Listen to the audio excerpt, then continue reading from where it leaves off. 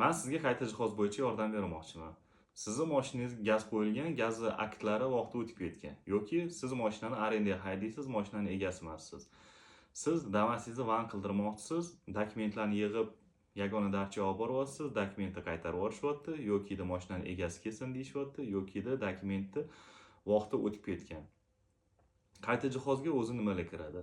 Metan, propan qo'yish, Damas'ni van qilish, orqa sidenasini olib tashlash va yuk tashuvchi mashinalarni ustiga tent bilan qoplash, mashinani kuzovini alishtirish va bir qancha shunga o'xshagan qayta jihoz bo'yicha turlari bor. Qayta jihozga pastda raqam qoldiraman, o'sha raqamga aloqaga chiqsanglar, ishlarni 10 daqiqadan 20 daqiqa ichigacha hal qilib berishadi. Qayta jihoz bo'yicha bu kompaniya 2 yildan beri men taniyman, bu kompaniyada muammolar yo'q. Agar nimadir muammo bo'ladigan bo'lsa, meni raqamimga aloqaga chiqsanglar, men o'zim hal qilib beraman. Pastki raqamlar bemalol ishonchli raqam. Bular ofisligi Toshkentda joylashgan. Aloqaga chiqib, bemalol qayta jihoz bo'yicha o'zingizlarning dokumentinglarni hal qilib olsanglar bo'ladi.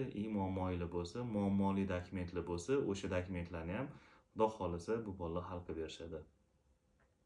Kanalga obuna bo'lib qo'ying. Qayta jihoz bo'yicha 2-chi, 3-chi, 4-chi videolarni ham qilaman. Xudo xolasa kimda qayta jihoz bo'yicha mashinasida muammo bo'layotgan bo'lsa, o'sha insonga mana shu videoni yuborib qo'ying. Salomat bo'ling.